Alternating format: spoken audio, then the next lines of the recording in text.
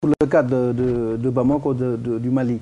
J'abonderai tout à fait dans le même sens que Vincent Fouché, parce qu'il y a eu un déclic qui a traumatisé l'armée malienne.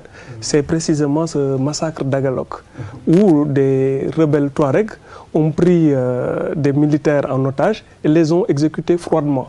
On a même parlé de mutilation. Une balle tirée dans la tête des soldats noirs et les soldats Touaregs qui combattent sous uniforme malien qui ont été égorgés. Ça a été un des tournants de cette rébellion et ça a traumatisé les populations qui étaient restées à Bamako. C'est même ça qui avait conduit les épouses de militaires à Bamako à manifester une première fois devant le palais présidentiel et elles avaient été reçues, ces femmes, ces épouses de militaires, par le président Amadou Toumani Touré.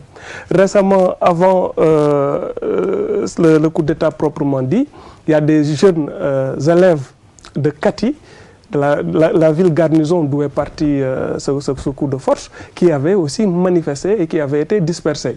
Cela veut dire quoi? Cela veut dire qu'au niveau de la population, il y avait plus qu'un ras-le-bol général par rapport à la situation qui se vit dans le nord, avec une armée qui a l'impression qu'elle n'est pas soutenue derrière. Mais à la décharge de l'armée malienne, il faut dire que c'est un conflit très complexe, très difficile à gérer, parce que quand même c'est un territoire qui s'étend sur près d'1 million de kilomètres carrés. Et le président ATT, manifestement, n'a pas voulu utiliser tous les moyens dont il avait tous les moyens à sa disposition pour faire une sorte de guerre totale. Parce que c'est un pays qui était entré dans une phase de réconciliation nationale avec les populations touareg qui ont toujours été réfractaires à l'idée d'un État unitaire malien. Pour ne pas aller très loin, il faut rappeler que dès les premières heures de l'indépendance au Mali, en 1963 déjà, il y avait eu une première rébellion touareg qui avait été très durement matée par Modibo Keïta. Dans les années 90, face à l'instabilité politique qui avait suivi la chute du régime de Moussa Traoré, après la prise de pouvoir donc de ATT, il y avait eu d'abord une résurgence des rébellions touareg qui n'avait été vaincue que par une sorte de guerre civile dans le nord, avec la création de milices d'autodéfense des populations noires du nord Mali, le fameux mouvement Gandakoy, qui avait été créé justement par des officiers maliens dissidents qui avaient considéré que la manière dure n'avait pas été assez utilisée contre les populations touareg. Donc c'est un peu l'histoire qui bégaye. On a cette rébellion, ces touaregs qui manifestement sont dans une logique fortement irrédentiste et le pouvoir central malien n'arrive pas à les contrôler. Alors, est-ce que ATT a commis des défauts de gestion dans cette crise? Oui, manifestement, parce qu'il a laissé entrer quand même les rebelles venus de la déroute des débris de l'armée de Kadhafi qui sont venus s'installer avec armes et bagages. Et c'est des gens qui sont venus puissamment équipés avec des lance-roquettes, des missiles SAM-7. Et ils ont eu une puissance de feu infiniment supérieure à celle de l'armée malienne. C'est cette conjonction de facteurs, à mon avis, qui a conduit au coup de force d'hier. Alors, Vincent, sur les responsabilités qui peuvent légitimer un peu ce push de la junte militaire, elle se situerait à quel niveau concernant ATT justement? Bon, je crois que tout le monde est d'accord pour dire que ATT, le président malien, n'a pas forcément géré de manière optimale la situation touareg. Il n'y a qu'à faire la comparaison avec le Niger voisin, au fond, ou avec les mêmes facteurs, c'est-à-dire un passé marqué par la possibilité de rébellion touareg, et puis le retour de combattants touareg armés de Libye à la fin du conflit libyen. Au fond, on a l'impression, en tout cas jusqu'à présent, que l'État nigérien a géré le retour de ces touaregs de Libye et de leurs armes de manière beaucoup plus efficace que le régime malien. On peut s'interroger sur les raisons. Une possibilité peut-être, c'est peut-être que justement, au fond, le dernier règlement de la crise au Mali est plus ancien qu'au Niger. Au fond, la crise touareg, elle a duré plus longtemps au Niger et d'une certaine manière, peut-être que l'État nigérien était plus en prise, plus attentif, plus au taquet et prêt à réagir que l'État malien. Peut-être aussi que l'approche des élections a une fin de mandat avec un président qui ne se représente pas. Peut-être que ça aussi, ça a été un facteur dans le... Avant d'en arriver là justement, est-ce que la question Touareg peut justifier un coup d'État? C'est ça précisément la question. Est-ce que c'est un motif solide sur lequel on peut s'appuyer pour dire qu'on veut et qu'on va faire un putsch? Moi, je crois que c'est moins la question de Touareg en soi que le sentiment qu'a le peuple militaire, le petit peuple militaire, hein, des soldats et des officiers subalternes, d'avoir été maltraités par des hommes politiques prospères, des généraux bien installés. Il y a quand même autour du pouvoir malien des affaires de corruption régulières et assez significatives. Et vraiment, encore une fois, hein, revenons à l'exemple de la Sierra Leone, c'est pas la première fois que précisément une défaite militaire suscite à la base des réactions assez violentes. Vous parliez de Casamance tout à l'heure. L'événement de Babonda et les événements de Babonda et de Mandina Mankagne en 95 et en 97, quand plusieurs dizaines de soldats sénégalais ont trouvé la mort, je me rappelle très bien à l'époque, avait suscité des remous, des rumeurs, et je me rappelle très bien avoir entendu parler les gens hein, de risques de coup d'État, enfin, d'une réaction d'une armée qui se sentait au fond insatisfaite de la manière dont le pouvoir civil gérait la question en Casamance, trop tenue, pas assez équipée, et même au Sénégal, au fond, alors peut-être en exagérant beaucoup, mais la rumeur avait circulé. Alors, pour revenir sur le cas spécifique du Mali, Barka, ils n'étaient pas loin de la présidentielle. ATT ne pouvait pas se représenter en conformité avec les dispositions de la Constitution. Et à 2 mois, c'est un pays qui bascule et qui, vraisemblablement, va reconstruire peut-être 20 ans de démocratie. Absolument, c'est le gros risque que l'on court pour le Mali et si on devait en arriver là, ce serait une régression démocratique extraordinaire et ce serait vraiment un retour en arrière, d'autant plus qu'avec les premières images qu'on a des principaux meneurs, on a en face de nous un capitaine qui n'est pas très rassurant. Le putsch semble avoir été conduit par un capitaine, un adjudant et un lieutenant. Autant dire donc des gens venus de nulle part. Et peut-être c'est la fortune souriant aux audacieux. On a l'impression que c'est des sans-grades qui ont pris le pouvoir et qui l'ont presque ramassé dans la rue.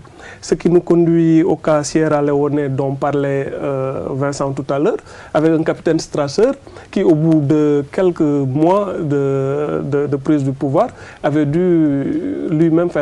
fait l'objet lui-même d'un autre coup d'État de la part d'un autre officier. Ce qui peut conduire, si on en arrivait là dans le camp malien, à une sorte d'instabilité politique grave, parce que manifestement, l'homme qu'on a vu ce matin se présentant comme le capitaine Sanogo ne semble pas être taillé pour le job.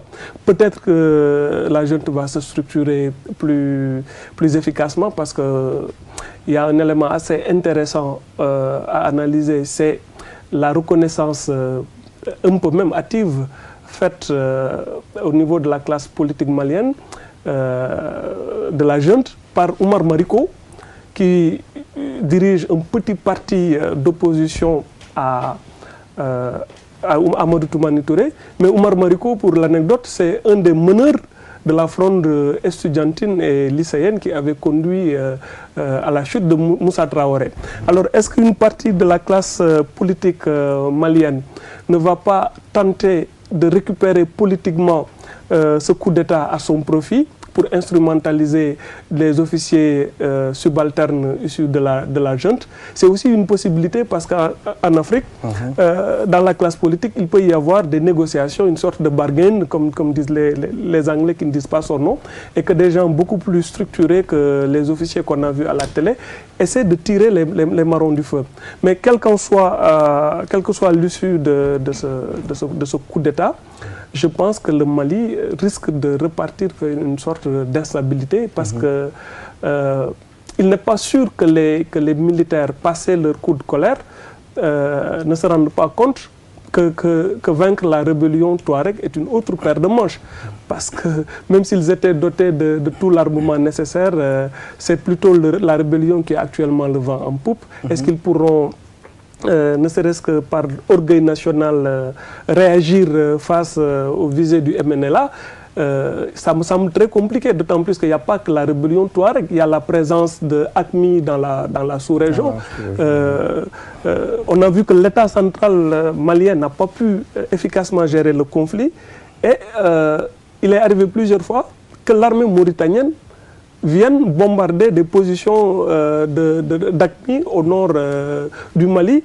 On est dans un schéma totalement inédit en Afrique de l'Ouest où cette présence de la rébellion Touareg conjuguée aux velléités de AQMI fait de cette partie de l'Afrique de l'Ouest une sorte de zone grise où tout est possible, où une zone qui risque même de se somaliser si on y prend garde avec des seigneurs de la guerre où on ne sait pas qui est islamiste, qui est contrebandier, qui est trafiquant de drogue, qui est rebelle.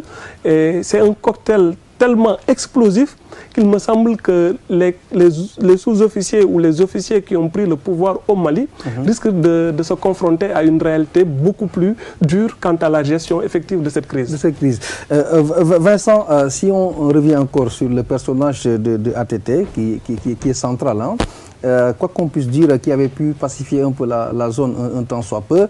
Et par rapport à ses origines militaires, il a enlevé sa veste de militaire, il est venu au pouvoir, il s'est conformé justement à la Constitution. Est-ce qu'il n'y a pas eu des antécédents avec les officiers supérieurs de l'armée malienne qui lui en veulent un peu et qui se sentent peut-être délaissés pour des engagements non respectés, pour une prise en charge socialement parlant un peu bafouée, au point qu'on voit aujourd'hui un lieutenant, un adjudant-chef, ça fait un peu léger dans une armée comme celle du Mali.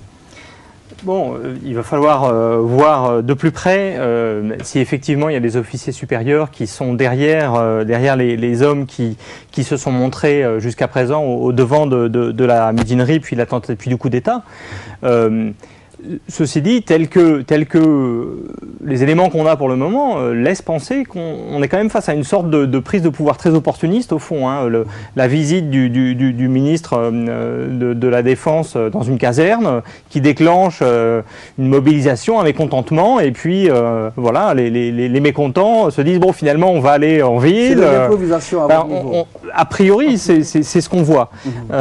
Maintenant, il faut prendre les choses avec prudence. En jazz, hein, l'improvisation, c'est très préparé. Il y a des exercices, il y a toute une série de structures qui sont en place avant qu'on se mette à improviser.